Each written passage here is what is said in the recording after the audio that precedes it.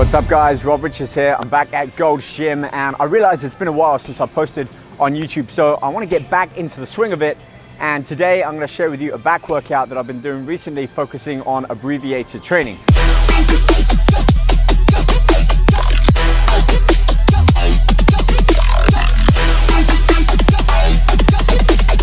Now what is abbreviated training? Well, it's really nothing more than just focusing on the big, heavy free weight type movements. 3 or 4 main exercises per muscle group, and you're going to be working a lot of the smaller ancillary muscles with that. So on today's workout, I'm going to start off with some deadlifts. We're going to do some weighted chin-ups, a various form of rows, and then a different type of seated rows, with the focus being mainly on form and technique and not so much about overall weight. Now this workout is ideal for a beginner all the way up to advanced. Like I said, just pay attention to your form. Okay, with that being said, we're gonna get started on deadlifts, a couple of warm-up sets, and then go heavy, but still utilizing good form and technique.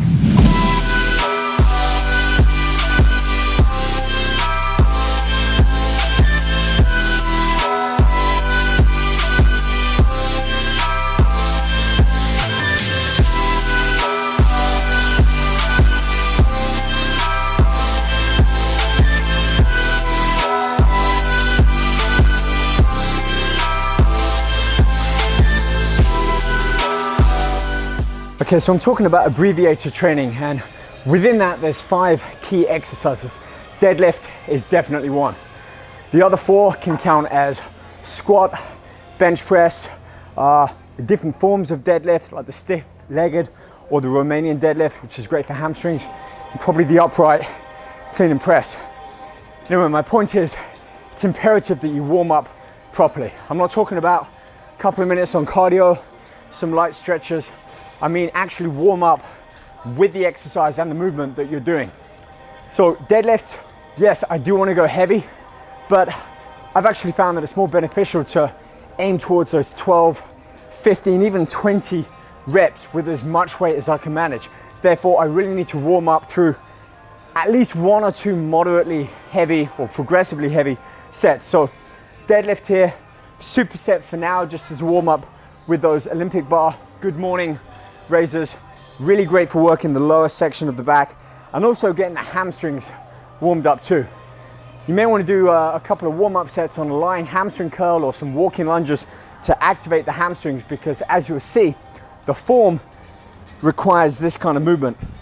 My knees are soft, my hips go back as I come down, and my arms therefore can remain straight, basically parallel with my shin. So all of that movement is coming from here as opposed to just squashing the body down. Now, I will say this about the deadlift. Even if your goal isn't to step on stage, isn't to get down to ridiculously low body fat levels, the deadlift should still be a staple of your workout. It's one of the best exercises, not just for strength, but really connecting and working the body as one. And if, like me, you wanna really improve upon your physique, add some density and thickness to your muscle as well as separation, the deadlift, the squat, and the bench really should be a staple. So even if this takes up half of your back workout, which is what I'm doing today, 4 exercises, half my time here in the gym is spent on deadlift. But it's a good investment.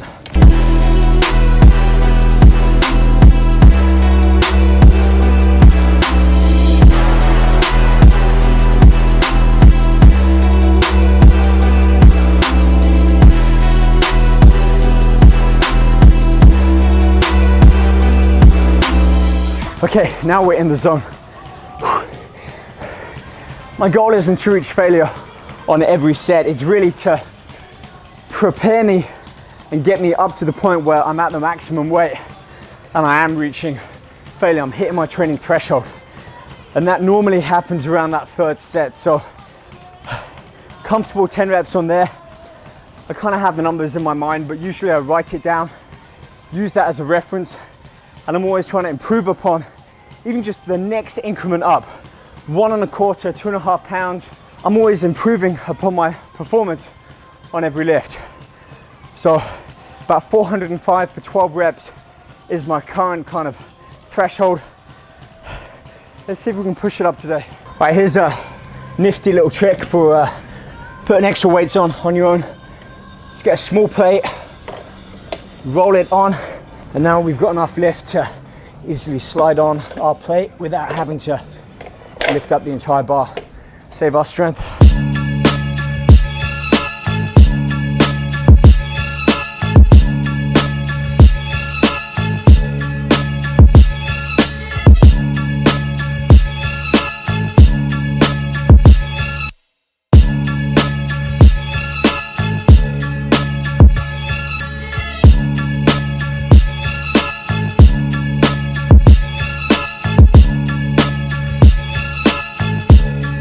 I'm certainly feeling that now. What are we at? We're at 365. So an extra 20 pounds on each. That should see me level with my performance from last week for 12. So let's see what we can do.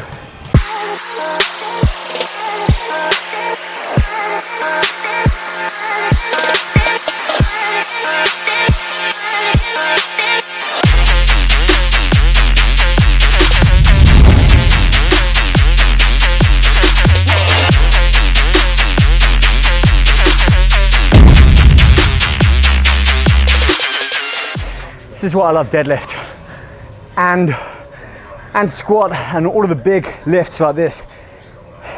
They affect your neurological system as much as muscles as well. Systemic exercise, it works your whole body rather than just one, and you really don't get that on practically any other exercises bar the squat. Anyway, 10 reps on here. Would have liked to go for 12, but 10, I felt that as my threshold, but I got 5 pounds heavier than what I did last week. So it's still a step up. Next week, if I can either do 12 reps on this or add a tiny little bit more weight, 1¼ pounds on each one, and still get 10 reps on this weight. It's about small poundages, increments, and progression every workout, whether that's with weight or reps. Okay, once I catch my breath back, we're gonna move on. Second exercise, chin-ups. And the reason I'm doing this rather than the lat pull down is, like I said, utilizing my body to work as one rather than isolating a particular movement, which is really what you do on a machine, even though it's a cable. So I'll use a weight belt, we'll attach some weight, 8-10 reps as much as I can, and then maybe we'll do a little drop set, a final set on the cable to really slow down that negative and eccentric portion of the lift.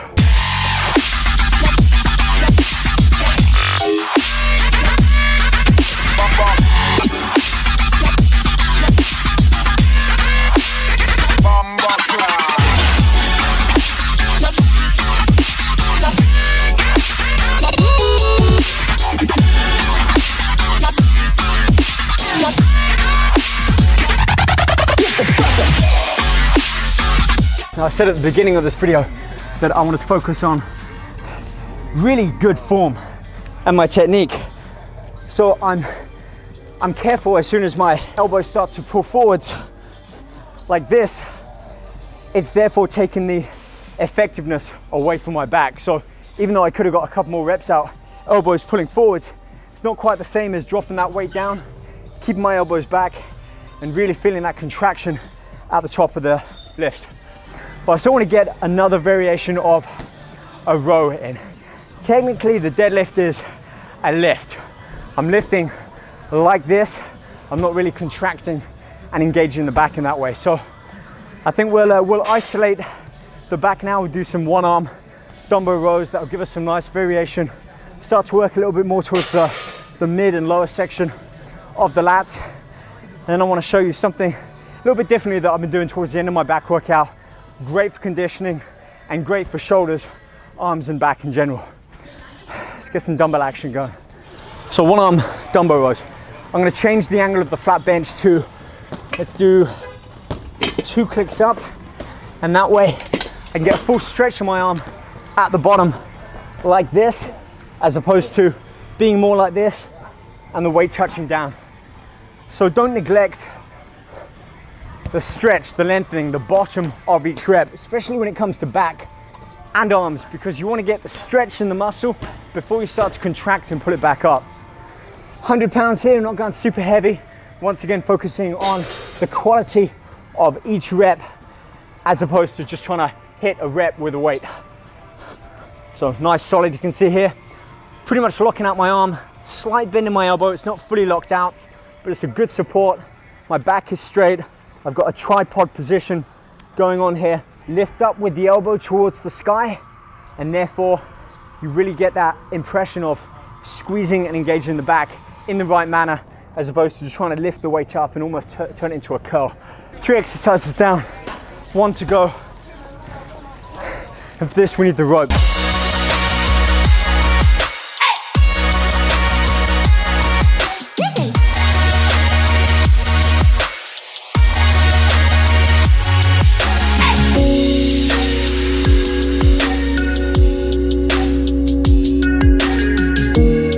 Talk about grip strength. Gripping that rope, having to clamp your hand down and then pull it back towards you. Very different style of training for me. I love it though. All right guys, that wraps up the end of today's video. Like I said, I want to get back into the stride of doing these a couple more times a month and really showing you how I train, the exercises I do, the principles, techniques behind this. And to summarize this entire video and also my focus this year on training, it's don't skip the big exercises. Focus on them, put them at the top of your priority, whether it's upper body or lower body you need to work on, or strength, size, or conditioning, still get them done. All the other exercises will come after that. Put all of your effort and focus into those 5 big lifts that I mentioned at the beginning. And don't worry about weight.